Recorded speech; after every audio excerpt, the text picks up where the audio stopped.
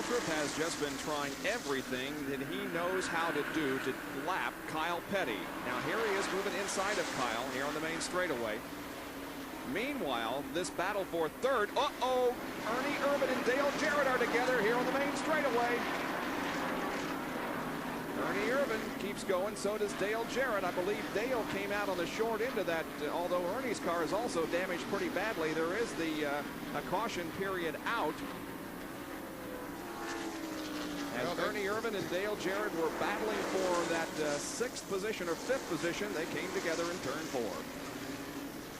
Well, they had been battling for a long, long time. Jarrett had gotten up and under him several times and just had not been able to make the pass. And this time they really got together coming off of that turn. Ooh, Dale got airborne there for a moment. The rear end of the car got way up in the air. And from another angle. Going in turn 3, Dale Jarrett alongside Ernie. And they touch, and they just never are unable to get the cars unhooked. And Ernie comes in the wall, hits the wall with the right front, bounces off, catches the rear of the Dale Jarrett automobile. Darrell Waltrip is in the pits. Cherry punches right there. Routine caution flag stop for the leader, Darrell Waltrip. They have made a 4-car change. His car now down and away. Mark Martin also on pit road. Let's check in with Dick Berggren. Dick? Well, I'm a little surprised. Somebody tried taking 2 tires here in order to gain track position, but they didn't. Both Waltrip and Mark Martin took 4 tires. And so they're going to go right back out again in the same order that they were running before. Meanwhile, the number 4 car, Ernie Irvan, boy, the left side of that car is well stove in. They are really beat up, trying to get some sheet metal out of the left front tires so they can get back on the racetrack again. This thing looks like it's been in a war, a gang fight. Somebody forgot the gang. It's just all torn up. It really is. Yeah, Ernie's had a tough afternoon. He takes the car back out of the racetrack, though, and look at the body work on that. Dale Jarrett in for a pit stop. Here's Jerry. Well, here's part of the gang working on the Citgo Ford for Dale Jarrett. Bob Johnson and the crew now peeling some of the sheet metal away. Part of the right front nose piece has been sheared away from the Ford Thunderbird. They are changed right side tires. Now Eddie Wood and Leonard Wood. Eddie Wood going up there to work with Bob Johnson as they begin to use a 5-pound hand sledgehammer to try to beat some of the sheet metal away. Trying to make sure the tires are clear. Dale keeps the car revving. He is talking in the radio to the crew chief here and car owner Glenn Wood. And they're now 6 Dale to go. And they're watching for the pace car, but Dale's down and away. So Dale Jarrett moves out onto the racetrack. Dick Berggren is in the Ernie Irvan pit. Dick, what you got for us?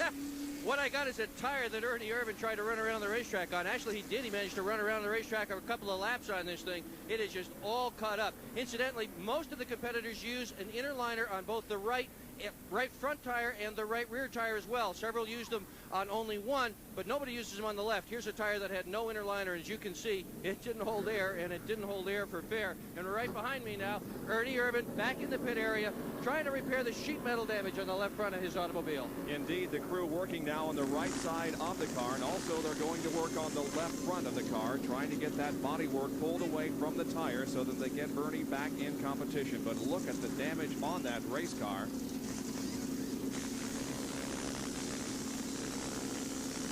Work continuing as they try to get that front bumper pulled away or even removed from the car.